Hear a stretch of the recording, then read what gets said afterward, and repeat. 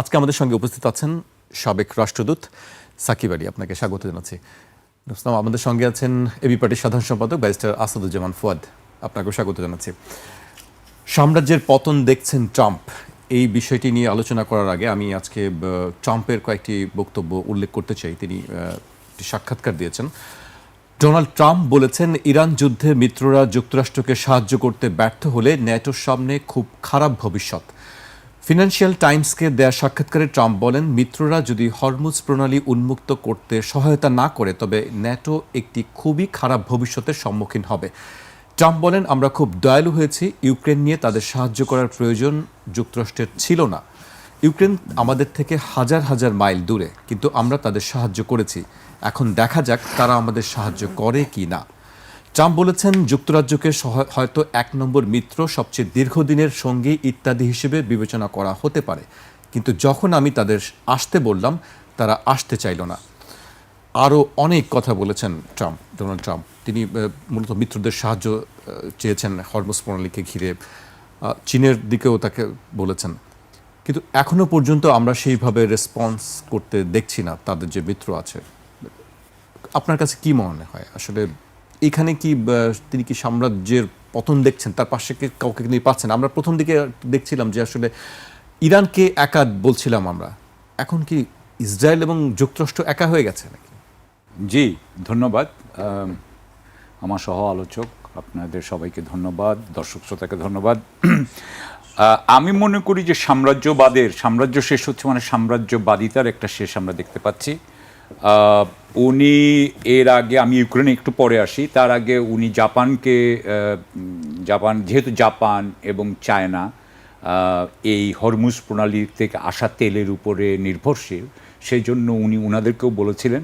Japan অস্বীকার করেছে যে তারা এখানে আসবে না। চীন এখন পর্যন্ত স্বীকার করেনি তারা আসবে কিনা।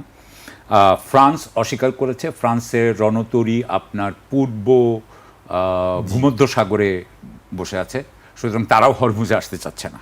এখন বিষয়টা হচ্ছে, আর আপনি বললেন যুক্তরাজ্যের কথা, যে যুক্তরাজ্য আসে নাই, যার জন্য ডোনাল্ড ট্রাম্প খুব রেগে আছে। এখন বিষয়টা হচ্ছে যে ওরা এসে কি করবে? উনার কি কোনো অফেন্সিভ ফায়ার পাওয়ার, অর্থাৎ আক্রমণাত্মক যে গোলাগুলি করার যে মানে জাহাজের যে রণতরীর যে আপনার ক্ষমতা, সেটা তো আমেরিকার কোনো অভাব নাই। ওখানে তো বিশাল উনার দুটো আপনার এয়ারক্রাফট ক্যারিয়ার ওখানে আছে, এব্রাহাম লিঙ্কন আর বোধহয় ফোর্ড, তো দুটো, ফোর্ড বোধহয় সবচেয়ে বড়। সো এই দুটো আছে, পুরো বহর আছে। তো ওরা এসে ওরা আর কি যোগ করতে পারবে? এর থেকে তো বড় আপনার রণতরী যুক্তরাজ্যের না। ইরান হুমকি দিয়ে রেখেছে যে ফোর্ডকে কেউ সহায়তা করলে তার পরিণতি, তাদের জন্য পরিণতি খুব খারাপ হবে। সো আমি যেটা বলতে চাচ্ছি যে ওরা যদি আসতো, যুক্তরাজ্য এবং ফ্রান্স আসলে সামরিক অবস্থার কোনোই পরিবর্তন হচ্ছে না, তো তাহলে উনি কেন ওদেরকে আসতে বলছেন? সেটাও আমাদের একটা ভাববার বিষয়। আমার মনে হয় ওনারা ভাববার বিষয় সেটা হচ্ছে রাজনৈতিক। আপনি এক্ষুনি যেটা বললেন যে উনি একা হতে চাচ্ছেন না, উনি তাহলে আমেরিকান জনগণের কাছে উনি বলতে পারবেন যে আমাদের সাথে আমরা সবাই একসাথে আছি। যেহেতু কেউ তার সাথে যাচ্ছে না, এই জন্য উনি আরও আইসোলেটেড হয়ে যাচ্ছেন, বিচ্ছিন্ন হয়ে যাচ্ছেন, এবং সবাই দেখতে পাচ্ছে আমেরিকাতেও তো উনার রাজনৈতিক বিরোধী আছে, সেই ডেমোক্রেটিক পার্টি, তারা দেখতে পাচ্ছে যে উনার সাথে কেউ নাই। অর্থাৎ এই রাজনৈতিক যে পরাজয়, সেটার কারণেই আমি মনে করি উনি আরও রেগে আছে। এর পাশাপাশি আরেকটি দেখলাম যে গণমাধ্যম, আমেরিকার যে গণমাধ্যম আছে সেটির উপরেও তিনি ক্ষোভ প্রকাশ করেছেন। হ্যাঁ, সেখানে আমি একটু বলতে চাই যে সেটা হচ্ছে যে দেখেন, আমি আপনার সাথে এর আগেও যে ইরান ওয়ার নিয়ে যে কথাগুলো বলেছি, তাতে আমরা প্রথমেই বলতাম ফগ অফ ওয়ার। আসলে কিন্তু যুদ্ধের সময় কিছু জানা যায় না। এরপরে যেটা হয়েছে যে ইসরায়েল কাউকে ওখানে আপনার রিপোর্টিং করতে দিচ্ছে না তেমন, হ্যাঁ, রিপোর্টিং খুবই কম। তারা রিপোর্টিংয়ের ব্যাপারে অনেক আপনার সীমাবদ্ধতা এবং নিষেধাজ্ঞা দিয়ে রেখেছে। আমেরিকাও কিন্তু, আমেরিকানরা কী করছে, আগে আপনি জানেন ইরাকের সময় এমবেডেড জার্নালিস্ট ছিল, এখন আর কেউ নাই। সুতরাং আমরা কোনো খবর পাচ্ছি না। এর মধ্যে গত শনিবার ওয়াল স্ট্রিট জার্নাল বলছে যে সৌদি আরবে 5টা রিফুয়েলিং বিমানকে আঘাত করতে পেরেছে ইরানের ড্রোন দিয়ে আঘাত করা হয়েছে, তবে এগুলো পুরোপুরি ধ্বংস হয়ে যায়নি, কিন্তু এগুলো আঘাত পেয়েছে। এটা গেল হচ্ছে আপনার ওয়াল স্ট্রিট জার্নাল। এবং ওয়াল স্ট্রিট জার্নাল পরে এনবিসি বলছে যে আসলে যুক্তরাষ্ট্রের কোনো প্রতিরক্ষা যে ব্যবস্থা সেটা ড্রোনকে ইরানের যে শাহেদ 136 বোধ হয় ড্রোনকে তারা আটকাতে পারছে না। তারা 30টি ভিডিও বের করেছে, যেহেতু তাদের কাছে অনেক এক্সপার্ট আছে, বিশেষজ্ঞ আছে, তারা বলছে যে এগুলো আপনার অথেন্টিক এই ভিডিওগুলো। এই 30টা ভিডিওর মধ্যে দেখতে পাচ্ছে যে প্রতিরক্ষা ব্যুহ এটা ভেদ করেছে। 26টা ভিডিওর মধ্যে দেখা যাচ্ছে 21টা জায়গায় ওই আপনার ড্রোনগুলো তার লক্ষ্যবস্তুতে আঘাত করেছে। তার মানে এটা কিন্তু খুবই খুবই হাই রেট অফ সাকসেস, খুবই হাই। 26টার মধ্যে 21টায় যদি লক্ষ্যবস্তুতে আঘাত করে, অর্থাৎ প্রতিরক্ষা ব্যুহ হয়তো ছেদ করতে পেরেছে কিন্তু লক্ষ্যবস্তুতে বাকিগুলো আঘাত করতে পারে নাই। তো এই দুটো যখন বলা হচ্ছে তখন কিন্তু বোঝা যাচ্ছে যে আমেরিকার অবস্থা খারাপ। সেই জন্য ট্রাম্প সাথে সাথে রবিবারে উনি বলছেন কি যে দুটো কথা উনি বলেছেন যে ব্রডকাস্টিং লাইসেন্স উনি ক্যান্সেল করে দিতে চান, অর্থাৎ এটা একটা। আর আরেকটা উনি বলছেন যে এমনকি জার্নালিস্টদেরকে জেলেও পাঠানো হতে পারে। আপনি টাকার কার্লসন বলে একজন বিখ্যাত ওখানকার একজন জার্নালিস্ট আছেন, পডকাস্ট করেন, তিনি বলছেন যে তাকে জেলে নেওয়া হতে পারে এবং তার বিরুদ্ধে সিআইএ নাকি বলতেছে ফরেন এজেন্ট হিসেবে তাকে ধরে নিতে পারে, সিআইএ নাকি তাকে করছে। সুতরাং আমি আমার জীবনে কখনো আমেরিকান জার্নালিস্টদের উপর এরকম ডাইরেক্ট আক্রমণ দেখি নাই, কিন্তু এইটাতে বোঝা যাচ্ছে যে আমেরিকার ভিতরে মানে ট্রাম্পের জগৎটা এত ছোট হয়ে আসছে। তার যে এতদিন ধরে যে উনি যে মিথ্যা কথাগুলো বলতেন, যে উনি যে ব্রাভার্ডো উনার যে দিতেন, বোঝা যাচ্ছে সব জায়গায় উনি ধরা পড়ে যাচ্ছে। মানে এক ধরনের হতাশা বা মেজাজ হারাচ্ছেন, আমরা সেটি দেখছি তার বিভিন্ন আচরণের দিকে। আরেকটি বিষয় আমরা দেখছিলাম যে ইরানের ক্ষেত্রে বলা হচ্ছে যে ইরান এখনও আসলে তার আসল অস্ত্রগুলো এখনও ব্যবহার করেনি। আজকে আমরা দেখলাম যে ড্যান্সিং মিসাইল নামে একটি মিসাইল তারা ছুড়েছে ইসরায়েলের দিকে। আমি এ বিষয়ে আপনার কাছে আবারও আসবে এই পর্যায়ে, আমি ব্যারিস্টার আসাদুজ্জামান ফুয়াদের কাছে আসতে চাই। আপনি আসলে কি হিসেবে দেখছেন, আপনার কাছে কি মনে হয় যে আমেরিকা কি আসলে একা হয়ে যাচ্ছে নাকি সে আবার নতুন করে কোনো কৌশল চিন্তাভাবনা করছে? ধন্যবাদ। প্রথম কথা হচ্ছে যে সাম্রাজ্যবাদ আসলে শেষ হয় না, ট্রান্সফার হয়। গ্রাহাম অ্যালিসন নামে একজন পলিটিক্যাল সায়েন্টিস্ট আছে আমেরিকাতে, তিনি 2015-তে তার একটা বইতে সে ডেস্টিন ফর ওয়ার, তো ওখানে সে আপনার ইতিহাসের শত শত বছরের সুপার পাওয়ারদের যে রাইজ এবং ফল সেগুলোকে সে অ্যাসেস করে দেখেছে যে, এবং গ্রিক একজন হিস্টোরিয়ান ছিল থুসিডাইডস ট্র্যাপ, এই শব্দটা সে ওখানে খুব পপুলারাইজ করেছে আর কি। এটার মানে হচ্ছে একটা সুপার পাওয়ার যখন তার হেজিমনি আস্তে আস্তে গ্র্যাজুয়ালি কমে যায় এবং আরেকটা সুপার পাওয়ারের যখন রাইজ হয়, এই সময়টাতে ওই রাইজিং এবং ফলিং এই দুইটা সুপার পাওয়ারের ভিতরে যে টেনশনটা তৈরি হয়, এই টেনশনটা যুদ্ধে ট্রিগার করে। এবং তিনি দেখিয়েছেন ইতিহাসের গত 500 বছরে এরকম 16টা সিচুয়েশনকে তিনি অ্যাসেস করে বলেছেন যে এর ভিতরে 10-12টাতে যুদ্ধ হয়ে গেছে। তো এখন একই কনটেক্সটে উনি আলোচনাটা করেছেন যে আমেরিকা ভার্সেস চায়নার যে রাইজ আর কি, এই জায়গাটাতে আর কি।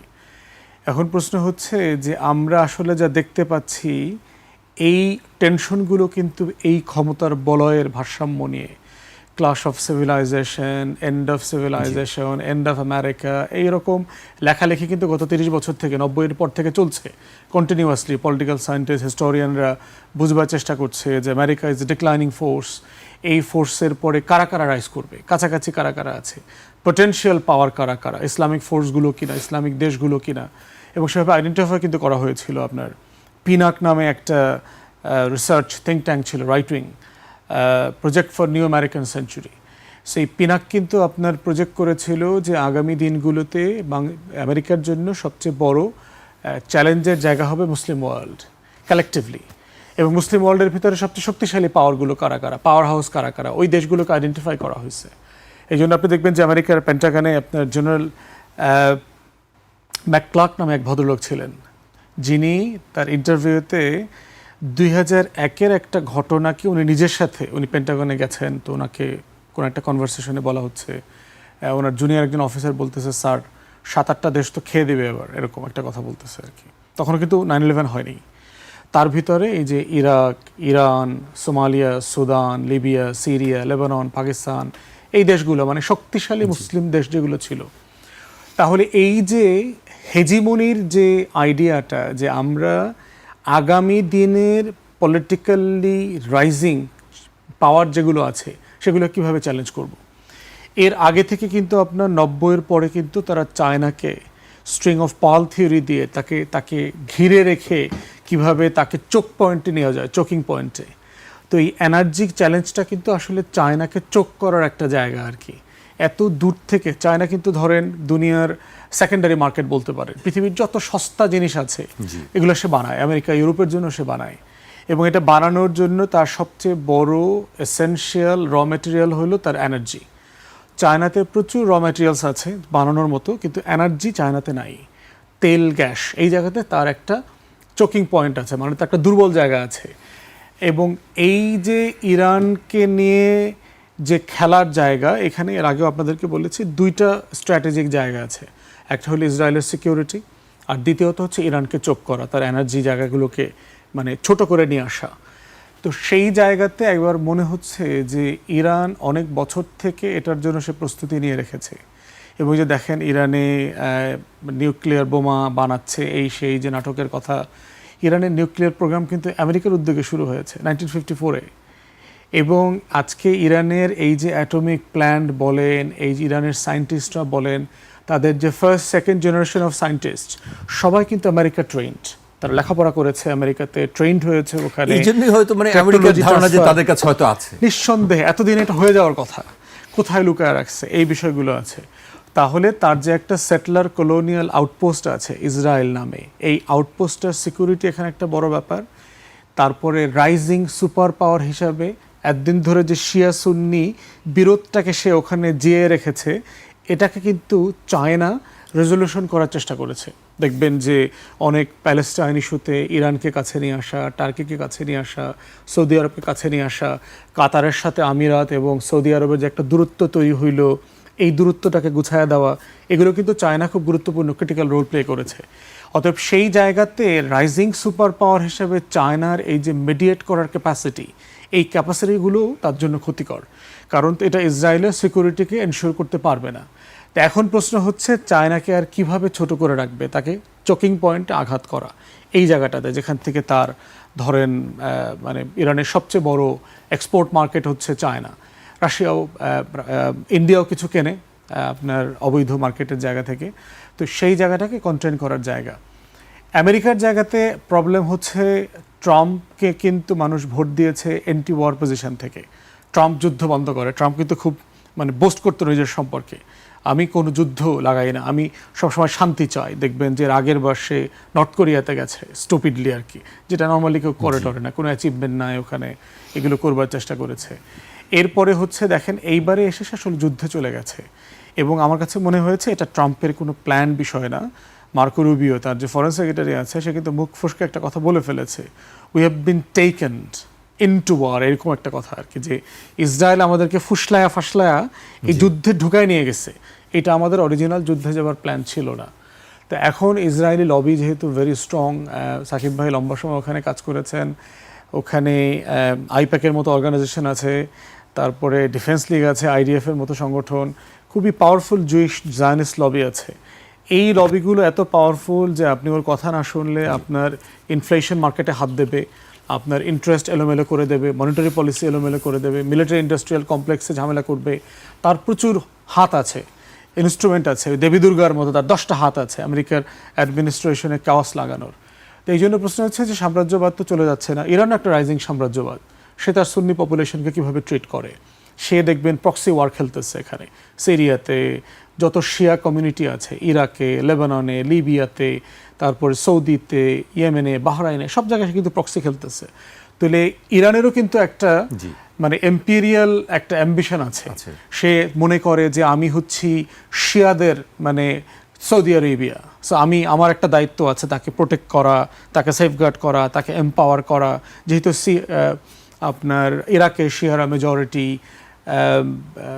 সিরিয়াতে তারা মেজরিটি, সাইজেবল পপুলেশন আছে আপনার ওমানে, ইয়েমেনে, তারা কেন এম্পাওয়ার্ড হবে না, তারা কেন ক্ষমতায় যাবে না? তো এই সাম্রাজ্যবাদের জায়গাটা একদম শেষ হওয়ার বিষয় না, এটা আকাঙ্ক্ষার বিষয়, কে কতটুকু প্লে করতে পারে, ট্রান্সফার হয়। হ্যাঁ, এই জায়গাতে আছি আর কি আমরা এখন। জি, আমি আপনার কাছে আবারও আসবো, এই পর্যায়ে আমি সাকিব ভাইয়ের কাছে আসতে চাই, কিন্তু তার আগে আমি মার্কিন সিনেটরের একটি বক্তব্য উল্লেখ করতে, যিনি এক্সে লিখেছেন, আমি সেই বক্তব্যটি উল্লেখ করতে চাই। ডেমোক্র্যাট সিনেটর ক্রিস মার্ফি সামাজিক যোগাযোগ মাধ্যম এক্সে লিখেছেন, এটি এখন দিবালোকের মতো স্পষ্ট যে ট্রাম্প এই যুদ্ধের উপর নিয়ন্ত্রণ হারিয়েছেন। ইরানের পাল্টা আঘাত হানার সক্ষমতা সম্পর্কে তিনি মারাত্মক ভুল ধারণা পোষণ করেছিলেন। পুরো অঞ্চল এখন জ্বলছে। মার্ফি বলেন, প্রথম সংকটটি হরমুজ প্রণালীকে কেন্দ্র করে। এটি একটি সরু নৌপথ যার মধ্যে দিয়ে বিশ্বের মোট তেল ও গ্যাস সরবরাহের 20%-এরও বেশি পরিবাহিত হয়। মার্ফি আরও বলেছেন, ট্রাম্প যদি ইউক্রেন যুদ্ধের দিকে সামান্যতম মনোযোগ দিতেন তবে তিনি লক্ষ্য করতেন যুদ্ধ কৌশল কতটা বদলে গেছে, কিন্তু তিনি তা করেননি, আর এভাবেই তিনি চরম ভুল করেছেন। মার্ফি বলেছেন, ট্রাম্প যুদ্ধের উপর নিয়ন্ত্রণ হারিয়েছেন। এখন তার জন্য সবচেয়ে বুদ্ধিমান কাজ হবে নিজের ক্ষতি স্বীকার করে নিয়ে এটি বন্ধ করা। আরও বড় ধরনের বিপর্যয় ঠেকানোর এটাই একমাত্র পথ। মানে আপনি একটা কথা বলছেন যে পেন্টাগনের যে রিপোর্ট ছিল বা অন্যান্য যে রিপোর্টগুলো ছিল সেইগুলোকে আসলে খুব একটা আমলে নেননি ট্রাম্প। মানে তার কারণেই কি আজকে এই অবস্থা? তার ভুলটা আসলে কি? গত কিছুদিন আগে বিবি নেতানিয়াহু বলেছেন যে আমার ভাই ফুয়াদের কথা আসবে একটু পরে, কিন্তু আমি রাষ্ট্রবিজ্ঞানী না, তো সাম্রাজ্যবাদিতা সম্পর্কে আমার ইয়েটা একটু ভিন্ন। আমি আসবো, কিন্তু আগে আপনার কথাটা উত্তর দিই। আমি ঠান্ডা মাথায় করতে পারি ভাইয়ের সাথে বিতর্ক। যেটা বলতে চাচ্ছি সেটা হচ্ছে যে বিবি নেতানিয়াহু বলেছেন যে তিনি 40 বছর ধরে চেষ্টা করছেন ইরানকে আক্রমণ করার জন্য। উনি যতজন প্রেসিডেন্ট, সেই বোধহয় 95 থেকে উনি বোধহয় প্রথম হন, 95-96 সেই সময়। তো একজনও তো করেনি। কেন করেনি? কারণ তারা জানতো যে স্ট্র্যাটেজিক লেভেলে সেই সময় থেকেই ইরানের একটা আপনার জিওগ্রাফিক যে আপনার অ্যাডভান্টেজ, সেটা হচ্ছে হরমুজ প্রণালী। তখন তাদের কিন্তু টেকনোলজি এত ভালো ছিল না, কিন্তু তারা বুঝতে পেরেছিল যে হরমুজ প্রণালীর এই জায়গাটা যে সামরিক যে সমস্যা, সেই সামরিক সমস্যা তারা এই সলভটা করতে পারছিল না, এটা সমাধান করতে পারছিল না। সেই জন্য 40 বছরে কেউ করে নাই। এবং ট্রাম্প হচ্ছে প্রথম। তাকে আপনি বলতে পারেন যে সে অত্যন্ত, আপনি জানেন তো, সে তার মতো প্রেসিডেন্ট, মানে যে ডিক্টেটোরিয়াল, এরকম ডিক্টেটোরিয়াল ক্ষমতার প্রেসিডেন্ট কিন্তু গত 1776-এর পর থেকে কেউ আসছেন কিনা আমরা জানি যে কেউই আসেন নাই। সুতরাং এবং উনি যেহেতু ঠিক ওই রকমভাবে পলিটিশিয়ান না, উনি এই স্ট্র্যাটেজিক জিনিসগুলো বুঝেন নাই। তারপরে উনার হিউব্রিজ হতে পারে, ইগনোরেন্স আছে। সবাই মনে করে যে ট্রাম্প আসলে জানেনও না যে শিয়া সুন্নি কি আছে ইরানে। সুতরাং ইগনোরেন্স আছে, আপনার হিউব্রিজ আছে, এবং সেই হিসাবে এবং আমি মনে করি এই ভুলগুলো উনি করেছেন। পেন্টাগন লিক করছে যে আমরা তাকে ওয়ার্ন করেছিলাম, কারণ তারা তো অবশ্যই করবে, এটা স্বাভাবিক। তারা তাদের কভার করেছে, তো তারা বলেছে যে আমরা ওয়ার্ন করেছিলাম, কিন্তু উনি আমাদের কথা শুনেন নাই। সুতরাং আমি মনে করি যে ভেনিজুয়েলাতে যেহেতু উনি খুব কুইকলি যখন হয়ে গেল, তখন উনি মনে করলেন যে এখানেও হয়ে যাবে। সো সবাই বলছে যে উনি অত্যন্ত বিশালভাবে আন্ডার এস্টিমেট করেছিলেন। আপনি জানেন যে অ্যাডলফ হিটলার যখন ফ্রান্সে জিতে গেছিলেন, তখন কিন্তু তারপরে কিন্তু উনি যে রাশিয়াকে আক্রমণ করলেন এবং রাশিয়াকে আক্রমণ করে শেষ। সো এই জিনিসটা যখন একজন ডিক্টেটর থাকে, তাদের আরেকটাকে বলা হয় ওভার রিচ। তারা কিন্তু ওভার রিচ করে। আর এই একটা জিনিস ওনাকে, যেটা বিবি নেতানিয়াহু, আপনি জানেন আমরা গতবার বোধহয় বলছিলাম যে ওই যে লিন্ডসে গ্রাহাম যে বিবি নেতানিয়াহুকে বলেছে যে তুমি ডোনাল্ড ট্রাম্পকে বলবা যে ডোনাল্ড ট্রাম্প যদি এটা করে, তো তার মানে কোনো প্রেসিডেন্ট যা করতে পারেনি ডোনাল্ড ট্রাম্প তা করে দিল। তো ওই যে একটা যে উনার যে একটা বিরাট খ্যাতি হবে, ইতিহাসের বই উনি সারা জীবনের জন্য লেখা থাকবে, আমি মনে করি সেই জন্য এই জিনিসটা হয়েছে। এটা হচ্ছে আমার মনে, কারণ স্ট্র্যাটেজিক যে ফ্যাক্টরগুলো, আমরা তো জানি যে সামরিক শক্তির দিক থেকে ইসরায়েল এবং যুক্তরাষ্ট্রের ধারে কাছে ইরান আসতে পারবে না, সেটা আমরা সবাই জানি। কিন্তু তার যে স্ট্র্যাটেজিক যে কৌশলগত যে অ্যাডভান্টেজগুলো যে ছিল, সেগুলো তো মিলিটারিরা জানতো, আমাদের থেকে মিলিটারিরা জানতো। যেমন ধরুন কথার কথা, ইরানের যত পাহাড় আছে তার মধ্যে বিশাল একটা অংশ পাহাড় কিন্তু গ্রানাইট দিয়ে তৈরি। এখন গ্রানাইট পাহাড়ের ভিতরে দেখা যায় যে আপনি যদি ট্যাকটিক্যাল নিউক্লিয়ারও করেন, আমি একটা ভিডিও দেখছিলাম কয়েকদিন আগে, যে ট্যাকটিক্যাল নিউক্লিয়ার ওয়েপনও যদি আপনি ওখানে ফেলেন, তো সেটা আসলে যাওয়ার দরকার হচ্ছে গিয়ে আপনার 20 মিটার দূরে, 20 মিটার নিচে। ওরা 20 মিটারের নিচে আপনার সব করে রেখেছে, ওই যে মিসাইল ফ্যাক্টরিগুলো এবং মিসাইল এবং ড্রোন ফ্যাক্টরিগুলো। তাদের ওই নিউক্লিয়ার যে সেটা 3 মিটারে বেশি ঢুকতে পারে না, বিকজ ইটস গ্রানাইট। তো তাহলে এই যে অ্যাডভান্টেজটা তো আমাদেরকে বুঝতে হবে। তার মানে যে আমরা যে ট্যাকটিক্যাল নিউক্লিয়ার ওয়েপন ইউজ করলেও ওই ফ্যাক্টরিগুলোকে হয়তো ফেলা যাবে না। এখন পর্যন্ত তারা কিন্তু একটাও ফেলতে পারেনি, কারণ যদি আমি মনে করি তারা যদি ফেলতে পারতো তাহলে জুন মাসে যেভাবে তারা দেখাচ্ছিল, গত জুন মাসে ফোর্ডোতে কীভাবে ফেলেছে, হ্যাঁ, এখন কিন্তু তারা একটাও দেখাতে পারছে না। সো আমি মনে করি যে yes, he made a total mess of the military ইয়ে। আরেকটা কথা আমি জাস্ট ফোর্থ যেটা বললেন, হ্যাঁ আমি এটাতে এগ্রি করি যে সাম্রাজ্যবাদ হয়তো চেঞ্জ হয় না। সাম্রাজ্যবাদ বলতে আমি যেটা বুঝেছি, আজকে এক জায়গায় কথা বলছিলাম, আমরা পশ্চিমা সাম্রাজ্যবাদ নিয়ে একটা কথা বলছিলাম। পশ্চিমা সাম্রাজ্যবাদ, আমি কিছুদিন আগে আমি চাইনিজদের যে আপনার যে পলিসি, তাদের পলিসি হচ্ছে গিয়ে যে বড় যে রাষ্ট্র থাকবে তার চারিপাশে যে ছোট রাষ্ট্রগুলো থাকবে তাদের মধ্যে যে সম্পর্ক থাকবে, সেখানে ছোট রাষ্ট্র বড় রাষ্ট্রকে কিন্তু একটা রেসপেক্ট দিবে, বড় রাষ্ট্রও কিন্তু ছোট রাষ্ট্রকে একটা রেসপেক্ট দিবে। ওরা বলছে যে বড় রাষ্ট্র কিন্তু মানে চীন কিন্তু তার অন্যান্য যে ছোট প্রতিবেশী আছে যাদের সাথে তার সম্পর্ক হবে তাদেরকে কিন্তু সে বেশি দিবে, কারণ সে বড়। সে বলছে সে বেশি দিবে। আমি যেটা বলতে চাচ্ছি, মডার্ন শুরু হয়েছে 1492 বলা হয়, কলম্বাস যখন কিউবার ওদিকে করে।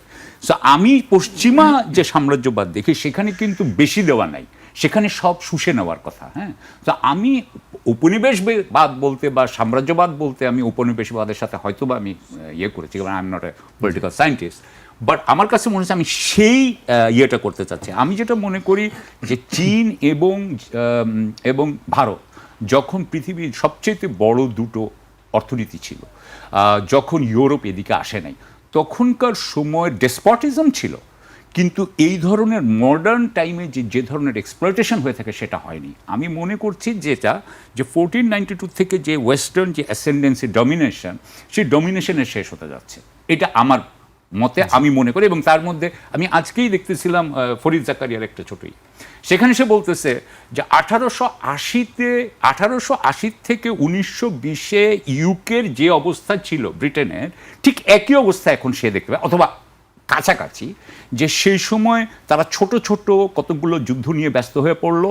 এর মধ্যে একটা ছিল বোর ওয়ার, একটা ছিল ইরাক রিবেলিয়ন, এবং এগুলো নিয়ে তারা পড়লো। এবং বোধহয় ইরাক রেবেলিয়নের জন্যই বোধহয় তার যত টাকা তখন খরচ হয়েছিল সেটা এক বছরের এডুকেশন বাজেটের সমান, এবং করতে করতে 1920-এ এসে দেখলো সে আর কিন্তু পাওয়ার নাই।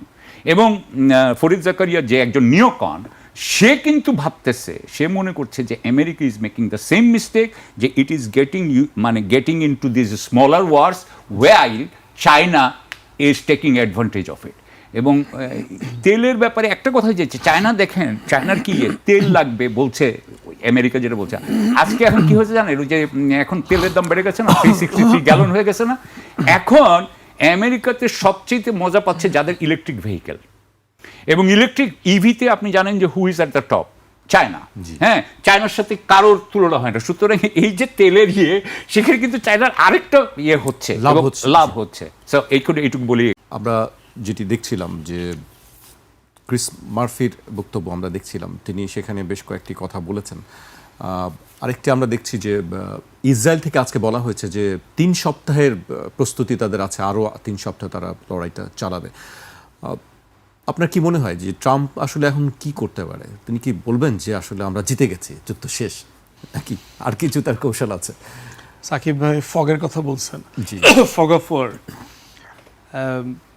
চার্চিলের সম্ভবত মানে মানে মানে truth is the biggest victim of war, first casualty of war.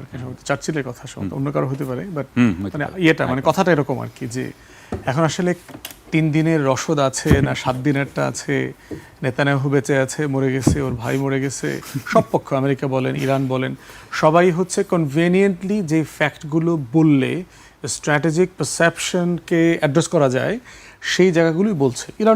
ইরানও তার সংখ্যা নিয়ে খেলছে, তার নতুন যে মুস্তাফা খামেনি, তার আসলে হালচাল কি, তাকে কি আসলে রাশিয়ায় নিয়ে গেছে না আসলে মারা গেছে, আমেরিকা ক্লেম করতেছে, তার একেবারে অফিসিয়াল পেন্টাগনের সাইটে দেখলাম যে সে মারা গেছে। তো এই বিষয়গুলো তো আসলে অনেকটা সময় পেরিয়ে না যাওয়া পর্যন্ত আসলে বুঝতে পারবো না যে আসলে কি হয়েছে না হয়েছে। মোদ্দা কথা হচ্ছে যে মানে আমেরিকা এবং Israel is pretty much in a quagmire now. তারা ওই যে আমরা যেটাকে মাইনকাচিপা বলি আর কি, তারা এখন একটা মাইনকাচিপাতে পড়ে গেছে। প্রশ্ন হচ্ছে যে দুই পক্ষই এখান থেকে একটা উইন উইন সিচুয়েশনে বের হয়ে আসতে চায়। ইতিমধ্যে দেখলাম যে রাশিয়া পুতিন বলতেছে যে তৃতীয় পক্ষ থেকে নেগোশিয়েট করবার অফার আমাদের কাছে ইতিমধ্যে আসছে। এখন প্রশ্ন হচ্ছে যে পুতিন তো is a party to Ukraine war, সে কেন এটা করবে? সে তো খেলা দেখতেছে, কারণ সে এখন ইউরোপে তেল গ্যাস পাঠানো বন্ধ করে দিচ্ছে, কারণ যারা আরও বেশি দাম দিয়ে কিনবে তাদের কাছ থেকে এক্সপোর্ট করে দেবে, প্লাস ইউরোপকে একটু প্রেশারে রাখলো। Inflation rise up, flyer up করবে, জিনিসপত্রের দাম বাড়বে, ওখানে অ্যান্টি গভর্নমেন্ট মুভমেন্টগুলো এখন তৈরি হবে, একটা দুইটা তার অপছন্দের সরকারকে সে ফেলেও দিতে পারে এই সুযোগে আর কি। This is a lot of domestic politics আর কি, যেটা এখন চলছে। তো এই জন্য ট্রাম্পের এখন সবচেয়ে বড় যেটা বাস্তবতা তৈরি হয়েছে, সে যদি হিব্রু সিন্ড্রোমের কথা বলেছে, মানে সে মানে একটা চাইল্ডিশ ডিজিজ আছে আর কি, মানে সে জিতেছে এইরকম একটা মুডে তাকে যুদ্ধ থেকে উইথড্র করতে হবে। এখন কি সেটাই বাকি আছে যে আমি জিতে গেছি? এখন যে চলমান রিয়েলিটি আছে, এখন পর্যন্ত কোনো ইভেন্ট নাই যেটাকে আপনি উইনিং ইভেন্ট হিসেবে বলতে পারবেন যে এই কাজটা করেছি। একটা ল্যান্ডমার্ক ঘটনা লাগবে যে আপনি এই কাজটা করেছেন। খামেনিকে হত্যা করা হয়েছে, সে হয়তো ওই সেই গ্রাউন্ড থেকে বলবে ওইটাতে তো রেজিম চেঞ্জ হবে না, মিশন সেটা তো আগে হয়ে গেছে, মানে ওইটা এখন করতে পারবেন না। মানে যেই গোলটা মিস করে ফেলেছেন এটা তো আর পাচ্ছেন না, এতে তো রেজিম চেঞ্জ হচ্ছে না। দেখেন, ইরান কিন্তু অনেক সফিস্টিকেটেড কান্ট্রি অ্যান্ড সিভিলাইজেশন। ভাই পাহাড়ের কথা বলেছেন, জাগ্রস মাউন্টেন থেকে শুরু করে তার চারপাশ কিন্তু মাউন্টেনাস, এবং গত 500 বছরের সিভিলাইজেশন না, শুধু 5000 বছরেও যদি দেখেন, তাকে গত 1000 বছরে ধারা ওয়ার্ল্ড পাওয়ার ছিল, অটোম্যান বলেন, তারপরে আমেরিকান বলেন, ব্রিটিশ বলেন, ফ্রেঞ্চ বলেন, চাইনিজ বলেন, রাশিয়ান বলেন, তার আশেপাশে যত সুপার পাওয়ার ছিল তারা সবাই কিন্তু এটা দখল করবার চেষ্টা করেছে, কেউ কিন্তু পারে নাই। সো তার জিওগ্রাফি তার একটা বিগেস্ট প্রোটেকশন। তো সেই জায়গাতে ইরান একটা অ্যাডভান্টেজ পজিশনে আছে। তার যে বোমাগুলো আছে, তার ওই যে মিসাইল সিটি দেখিয়েছে না পাহাড়ের নিচে একটা গোপন জায়গায়, কত নিচে, মানে আপনি বোমা মারলে ধরেন আমেরিকার যে মিসাইল আছে এখন, এটা সম্ভবত 30-40 মিটার পর্যন্ত যেতে পারবে সর্বোচ্চ নিচে যদি যায়, কিন্তু ইরানের কোথাও কোথাও আছে এটা 80 মিটার নিচে তারা এটা গ্রাউন্ড করেছে। হিউজ ব্যাপার, এবং ওখানে সিটি করা আছে। মানে ওটা আপনার মোসাদ কিছু স্পাই এজেন্ট দিয়ে কিছু তথ্য পাচার করেছে, কিন্তু ধ্বংস করাটা তো ডিফারেন্ট জায়গা আর কি। আপনার এইটা করার মতো ক্যাপাসিটি, প্রযুক্তি আমেরিকা সহ কারো নাই আর কি। তো এই জন্য আমরা বোধ করছি যে এই যুদ্ধটা শেষ করবার মতো যে একটা মনুমেন্টাল ঘটনা আমেরিকা এবং ইসরায়েলের দরকার, তেমন কোনো ঘটনা এখনও ঘটে নাই। তো অতএব যুদ্ধ আপাতত চলা ছাড়া বিকল্প কিছু দেখতে পাচ্ছি না। ইরানেরও পিছনে ফেরার মতো বাস্তবতা এখন সে নাই, কারণ she is already in it. তো এখন তার প্রেস্টিজের প্রশ্ন, তার হাজার হাজার মানুষকে মেরে ফেলা হয়েছে, তার সিনিয়র লিডারদেরকে মেরে ফেলা হয়েছে, এবং ইরানের কাঠামোগত স্ট্রেংথ আছে। কিন্তু দেখবেন যে ইরানে আমাদের যে দেশগুলোতে যে কনভেনশনাল আর্মি থাকে, আর্টেশ বলে ইরানে, এই আর্টেশ যেমন আছে, ইরানে কিন্তু বাজিস নামে আর একটা ফোর্স আছে প্যারামিলিটারি, তার উপরে সবচেয়ে বড় ফোর্স আছে হচ্ছে আইআরজিসি, যেটাকে বলে আছে ইসলামিক রেভলিউশনারি গার্ড কর্পস। এই আইআরজিসি, তাহলে প্রশ্ন হচ্ছে যে সেনাবাহিনী নৌবাহিনী আছে, তাহলে আইআরজিসি কি করে? পলিটিক্যালি চিন্তা করলে দেখবেন যে আমাদের কনভেনশনাল সেনাবাহিনী, বিমান বাহিনী, নৌবাহিনী যেটা করে, সে দেশকে সেফগার্ড করে, ল্যান্ড, এয়ার, সি, এগুলো সেফগার্ড করে। কিন্তু ইরান যেহেতু একটা থিও ডেমোক্রেসি, এইটা যেহেতু একটা ডক্ট্রিনাল স্টেট, মতাদর্শিক রাষ্ট্র, সে তার রেভলিউশন এবং রেজিমকে সেফগার্ড করবার জন্য আর একটা ফোর্স বানিয়েছে। কারণ রেগুলার ফোর্স দিয়ে আপনার মিলিটারি কু করায়, সারা পৃথিবীতে এরকম আমেরিকা এবং পশ্চিমারা শত শত কু করিয়েছে বিভিন্ন দেশে অস্থিতিশীলতা তৈরি করবার জন্য। তাহলে দেখেন তারা পলিটিক্যালি কত শার্প তাদের জায়গা থেকে, যে আমার রেভলিউশন রেগুলার আর্মি দিয়ে আমি সেফগার্ড করতে পারবো না, এখানে এরশাদের মতো কুলাঙ্গারের জন্ম হবে, ওরা এখানে কু করে দেবে, কু করে এখানে লেন্দুব দর্জির জন্ম হবে, ওই লেন্দুব দর্জি আমার রাষ্ট্র বেঁচে দেবে, এখানে হায়দ্রাবাদের নিজামকে সেফগার্ড করার মতো সেনাবাহিনী এবং সদস্যদের খুঁজে পাওয়া যাবে না, একটা সময় এটা আসবে। অতএব সেই রকম একটা জায়গায় আমার একটা স্পেশাল ফোর্স লাগবে। এই এলিট ফোর্স দেখেন তারা কিন্তু আলাদা করে প্যারালালি ম্যানেজ করতেছে, এবং এরপরে আছে হলো রিজার্ভ। এই সব কিছু মিলায়া এই ফোর্সটা হলো একটা সোশ্যাল রিজার্ভ আছে তার, যে তার ট্রেন্ড রিজার্ভ আছে যারা সমাজে ছড়িয়ে ছিটিয়ে আছে, কৃষিকাজ করে, ক্ষেতখামারি করে, গরু চড়ায়, মেষ চড়ায়, পাহাড়ে পর্বতে থাকে, বেদুইন জীবনযাপন করে, but they are part of the state reserve force. তো এই যে কাঠামো আছে, এই যে 2,500 সোলজার গেছে, গল্প শুনতেছি না, সাউথ কোরিয়া থেকে মার্চ করে গেছে, ইরানের ফরেন মিনিস্টার বলছে let them come, we are waiting for them to welcome. তো সেইখানে গেলে পরে তারা বুঝবে যে মরণ ফাঁদের চেহারাটা কেমন হয়। আর আমেরিকানরা, পশ্চিমাদের যুদ্ধ করার মতো কোনো নাই, কোনো তেজ, বাস্তবতা তাদের মধ্যে নাই যে তারা মানে মানে মানে বুটস অন দ্য গ্রাউন্ড এই রিয়েলিটিতে তারা যাবে, এটা আমি মনে করছি না। জি, আমি আপনার কাছে আবারও আসবো। আলোচনার মধ্যে মুস্তাফা খামেনির কথা প্রসঙ্গ উঠছিলেন। এই বিষয়ে আন্তর্জাতিক সংবাদ মাধ্যমের কয়েকটি প্রতিবেদন আছে, আমি কিছু উল্লেখ করতে চাই প্রতিবেদনের একটি অংশ। বিভিন্ন প্রতিবেদন অনুযায়ী মুস্তাফা খামেনির শারীরিক অবস্থা অত্যন্ত সংকটাপন্ন হয় রুশ প্রেসিডেন্ট ভ্লাদিমির পুতিনের বিশেষ উদ্যোগে তাকে রাশিয়ায় নেওয়া হয়।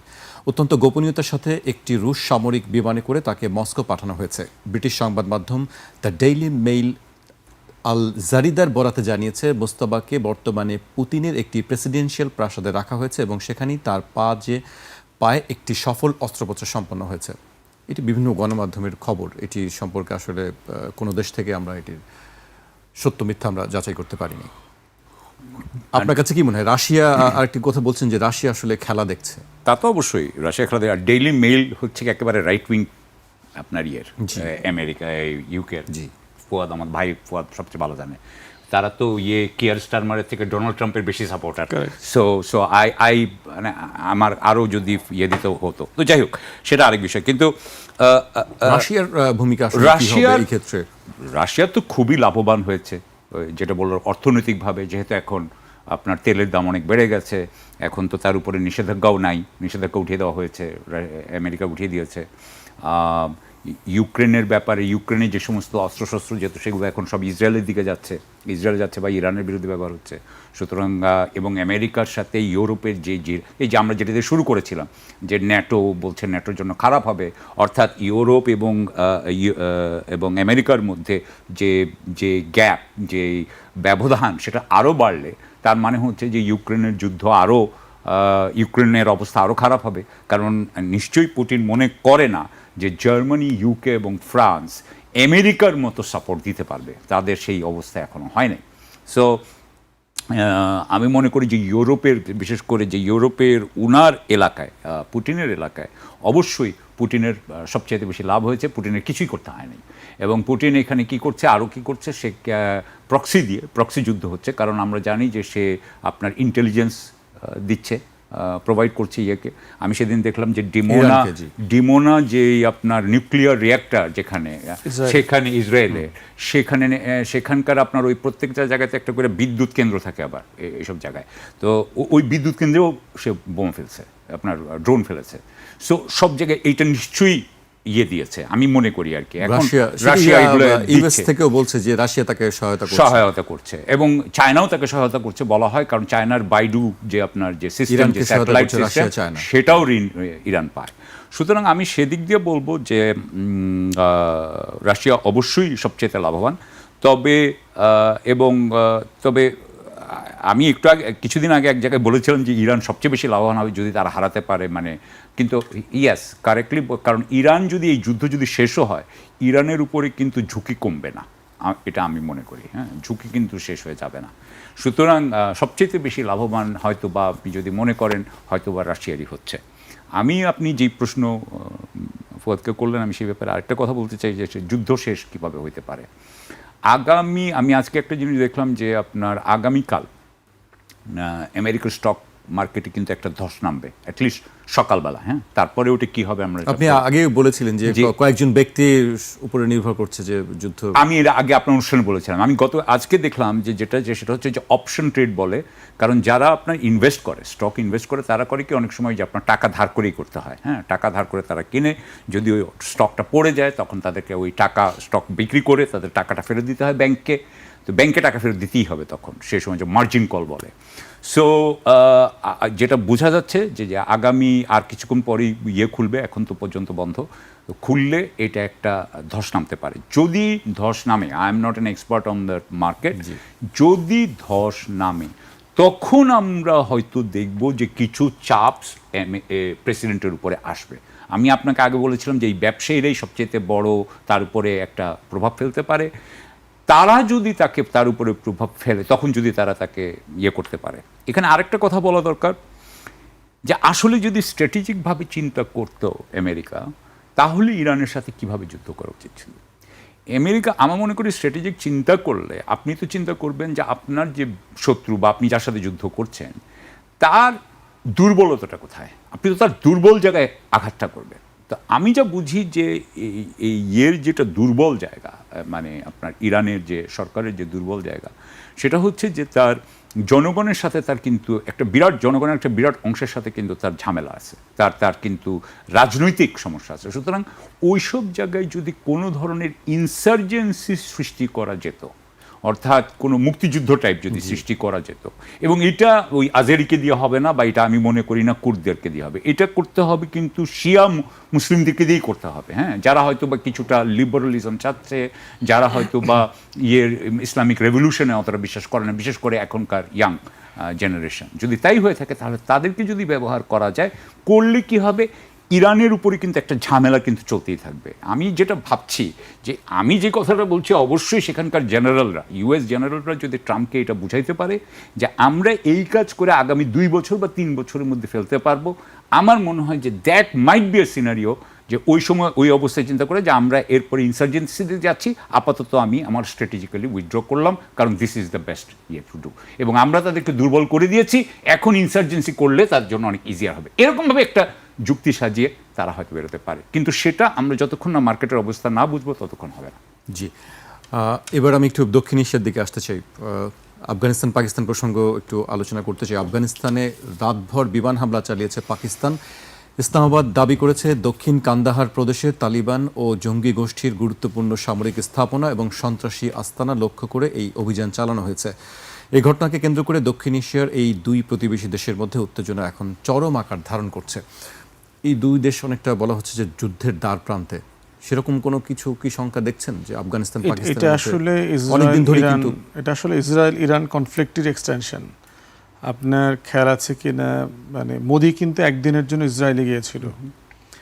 মোদির সাথে কিন্তু পাকিস্তানের যে একটা সকল তালেবান ফ্যাকশন আছে, টিটিপি বলে, তেহরিকি তালেবান পাকিস্তান, যেটা বেলুচিস্তান থেকে শুরু করে এই অঞ্চলে বেশ মানে অস্থিতিশীলতা তৈরি করবার জন্য কাজ করে, মানে 100% supported by the Indian agency. এটাকে ফান্ড করে এবং লজিস্টিক্স দেয়, অস্ত্র দেয়। তো এদেরই ব্রাদারান আছে আবার ওই অ্যাক্রস দ্য বর্ডার, আপনার তালেবান যে অংশটা আছে, তাদের মাধ্যমে কিন্তু এই সম্পর্কটা সে ডেভেলপ করেছে। এবং কয়েক মাস আগে দেখেছেন যে তালেবানদের পররাষ্ট্রমন্ত্রী সাম্মুত্তাকি সমত, উনি আপনার দিল্লিতে ভিজিটে এসছেন, এবং সেটা সে ওয়াশিংটনের পারমিশন অনুমোদন নিয়ে কাজটা করেছে আর কি। তো সম্পর্কের ব্যাপারটা দেখেন, বাংলাদেশের কয়েকজন আলেম ওলামায়ে কেরামরা কিন্তু তালেবান সরকারের ডেলিগেশন হিসেবে দেখা করতে গিয়েছিলেন। গণমাধ্যমে কিন্তু বেশ হু অ্যান্ড ক্রাই হয়ে গেল। এই মামুনুল হক সাহেব, যিনি 13তে নির্বাচন করলেন, তো হ্যাঁ এরকম জঙ্গি টঙ্গি হাবি জাবি এগুলো সব কিছু নিয়ে নিউজ হইল। কিন্তু তালেবান মন্ত্রী যখন দিল্লিতে মানে দিতে গেলেন, অর্ঘ্য দিতে গেলেন মন্দিরে, তখন দেখবেন এই বাংলার সেবাদাসদের কিন্তু আর কোনো সমস্যা ছিল না, যে এখানে কিন্তু অজু নষ্ট হয়ে যায় নাই আমাদের সুশীলদের।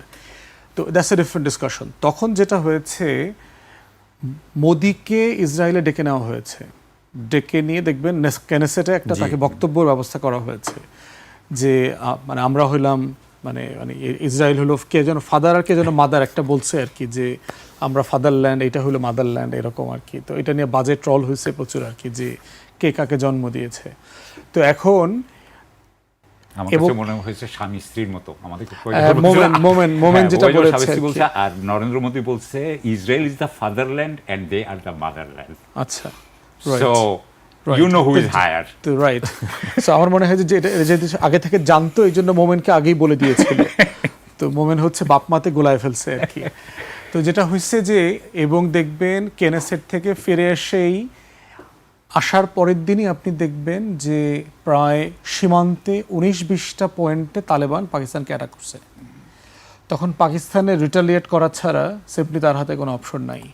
তাহলে এই যে ক্রস বর্ডার পাকিস্তান আফগানিস্তান যে ঘটনাটা ঘটতেছে, এই ইন্ডিয়ার মদদে হয়েছে এবং ইসরায়েলের মদদে হয়েছে, দুইজনের মদদে একসাথে হয়েছে। সুবিধাটা কোথায়? সুবিধাটা হচ্ছে পাকিস্তানের সাথে কিন্তু ইরানের বর্ডার আছে। সো পাকিস্তান যেহেতু নিউক্লিয়ার অ্যাটমিক পাওয়ার হোল্ডার, মুসলিম কান্ট্রি একমাত্র, সে চায় না যে ইরান কনফ্লিক্টে সে কোনো রোল প্লে করুক, কোনো না কোনো ফর্মে করুক। আবার পাকিস্তানের সাথে কিন্তু সৌদি আরবের ডিফেন্স প্যাক্ট আছে এবং দেখবেন যে ওখানে বিশাল বেইজত আছে পাকিস্তানের সাবেক প্রধান রাহেল শরীফ সমত ওই কমান্ডের রেসপন্সিবিলিটি আছে ওনার।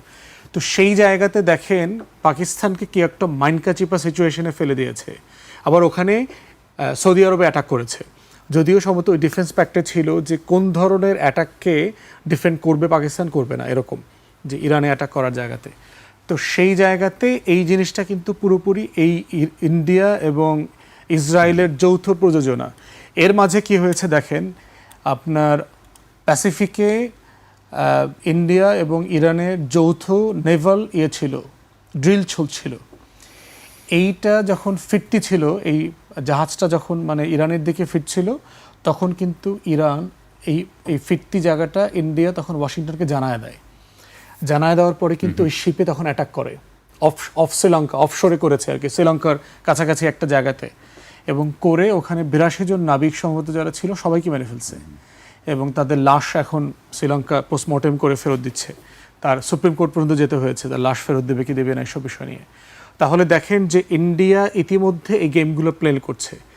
ইনসাইড ইরান কয়েকশো ইন্ডিয়ানকে ইতিমধ্যে গ্রেফতার করা হয়েছে স্পাইংয়ের কারণে, এবং গত জুনে যে অ্যাটাকটা হয়েছিল সেখানেও প্রচুর ইন্ডিয়ানরা স্পাই হিসাবে ধরা পড়েছে, কারণ চেহারাটা দেখতে একরকম মানে লুকালাইক করা যায়, ফেস স্ক্রিপিং করা যায়। তো সেই জায়গাতে আজকে একটা ইনফরমেশন দেখলাম যে 500 স্পাই এরকমকে অ্যারেস্ট করা ধরেছে, এবং দেখবেন ওই যে চাবাহার বলে একটা ইরানিয়ান পোর্ট আছে যেটা ম্যানেজ করার দায়িত্ব হচ্ছে আবার এই যে আদানির, সম্ভবত ইন্ডিয়ান কোম্পানির, এবং এই কোম্পানির মাধ্যমেই হচ্ছে ইসরায়েল ইন্ডিয়ানদেরকে স্পাই হিসাবে ওখানে রিক্রুট করেছে, করে তারপরে হচ্ছে এই যে অপারেশনটা সে ওখানে চালাচ্ছে, এবং এটার জন্য খেসারত ইরানকে দিতে হচ্ছে আর কি। তাহলে ঐতিহাসিকভাবে যে সোকল ভালো সম্পর্ক, যেহেতু অ্যান্টি সুন্নি শিয়াদের সাথে ভারতের ভালো সম্পর্ক ছিল, সেই জায়গাটা আসলে পরিষ্কার হয়ে গেছে যে এই সম্পর্কটার ভিত্তি ছিল আসলে ইসরায়েল, এবং ইরান মোদি সরকার এটাকে একদম অ্যাপ্রোপ্রিয়েট টাইমে এটার সাথে যতটুকু গাদ্দারি করা দরকার সে করেছে সাকসেসফুলি। রেজাল্ট কিন্তু তার জন্য ভালো হবে না ইন্ডিয়ার জন্য, কারণ ইন্ডিয়ার যে তেল গ্যাস আসতে হয় তার একটা বড় অংশ আসতে হয় কিন্তু ওই জায়গা থেকে, এবং ইতিমধ্যে দেখেছেন যে ইন্ডিয়ান ফ্ল্যাগশিপ কয়েকটা কিন্তু আপনার ইতিমধ্যে আপনার অ্যাটাক করে গুড়িয়ে দিয়েছে তারা। তো ইন্ডিয়া নিজে একটা গরিব দেশ, তার অর্থনীতি স্টেবল না, তাকে একদিকে তার পাকিস্তান, একদিকে তার চায়না, তারপর স্ট্রেট অফ হরমুজ থেকে তারও নিজের তেল গ্যাস আনতে হয়, প্যাসিফিকে আটলান্টিকে ঢুকতে হয়, সে নিজের জন্য বিপদ ডেকে নিয়ে আসছে, যেটা তার প্রয়োজন ছিল না আমেরিকাকে এবং ইসরায়েলকে খুশি করবার জন্য।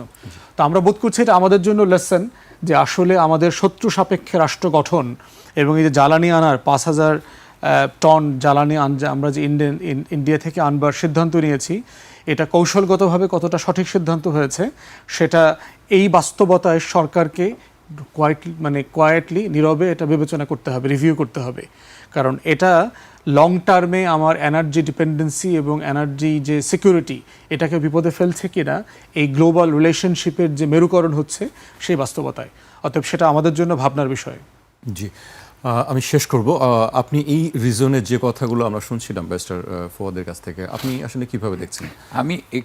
আমি যখন পাকিস্তানে মনে হয় 2007 সালে প্রথম টিটিপি ওই আপনার দখল করলো সোয়াদ ভ্যালি আমার যতদূর মনে পড়ে, আমরা তো টিটিপির ব্যাপারটা হচ্ছে যে টিটিপি এমনিতে তো ধরেন তালেবান, আফগান যে তালেবান ছিল তারা তো 80 দশক থেকে, সেটা তো পাকিস্তান সবসময় সাপোর্ট দিয়েছে, কিন্তু এই তালেবান গভর্নমেন্ট অফ আফগানিস্তান আবার বা তালেবানরা আফগান তালেবানরা আবার কিন্তু সাপোর্ট দিচ্ছিল এই টিটিপিকে। এই টিটিপিকে তৈরি হেল্প করেছে কিন্তু, বা টিটিপি পাকিস্তানি যারা তারা কিন্তু এই তালেবানকে দেখেই শিখেছে, তালেবানের কাছ থেকে বিশাল হেল্প পায়। তাদের কথা হচ্ছে they want an Islamic republic, real Islamic republic as there is in Afghanistan, as far as I am concerned. এখন আপনি জানেন যে পাকিস্তানের সমস্যা হচ্ছে যে পাকিস্তানের যে আর্মি, তাকে পাকিস্তানের এই টিটিপি মনে করে যে তারা আমেরিকার দালাল, মানে আমেরিকার মনে করে, অনুগত মনে করে, এবং তারা আমেরিকার কাজ করে মনে করে, সুতরাং they don't want that. So আমি মনে করি যে সেখানে একটা ভেরি ক্লিয়ার আইডিওলজিক্যাল একটা এলিমেন্ট আছে। আপনি বুঝতে পারছেন তো যে পাকিস্তান সবসময় নিজেকে ইসলাম করেছে, সো এখন সে পুরোপুরি যদি ইসলাম যদি সে না করে, প্রতিষ্ঠিত না করে, তাহলে কিছু লোক থাকবে ডিসগ্রান্টল। যেহেতু আফগানরা এটা করে না, Afghan Taliban is a Islamic দল বা ইসলামিক রেজিম, সেই জন্য তার জন্য খুব ইজি হয়। সো এটা ঠিক, বেলুচিস্তানে বেলুচ লিবারেশন আর্মি, তাকেও ভারত সাপোর্ট করছে, সাপোর্ট করছে। তবে আমার মনে হচ্ছে যে এটা মেইনলি মতাদর্শিক, এবং এখানে পাকিস্তানের সাথে তালিবানের একটা আসা দরকার। আফগান তালিবানের কথা বলছি, এক ধরনের মানে করা দরকার সমঝোতায়, অথবা না হলে আমি মনে করি টিটিপিকে কিন্তু আসলে মতাদর্শিক যেহেতু, এটাকে হয়তো করা যাবে না। It should be turn into a low level মানে কনফ্লিক্ট। আর এটাকে হাই লেভেলে উনি নিতে চাচ্ছেন। উনি যে বম্বিংটা করছেন এখন, আসিফ মুনি সাহেব যে বম্বিংটা করছেন, উনি আসলে চেষ্টা করছেন যে যাতে টিটিপির কিছুটা ক্ষতি হলেও যদি করা হয়, যাতে টিটিপি পরবর্তীতে আর বেশি আক্রমণ না করে। এইটা আমার মনে হয় এই লো ইন্টেন্সিটি বলছি, তার মানে এই না যে একদম মানুষ মারা যায় নাই। কিছুদিন আগে জাফর এক্সপ্রেস বোধহয় না, ওই যে বেলুচিস্তানের একটা জাফর এক্সপ্রেসের বিশাল একটা মারামারি হলো, এটা একটা খুবই খারাপ অবস্থা। কিন্তু এখানে পাকিস্তানের জন্য আমার মনে হয় যে it will be very very difficult to control the TTP. So এইটা চলতেই থাকবে বলে আমি আপাতত এখানে শেষ করি। আমাকেও শেষ করতে হচ্ছে। আপনাদেরকে অনেক ধন্যবাদ আমাদেরকে সময় দেওয়ার জন্য।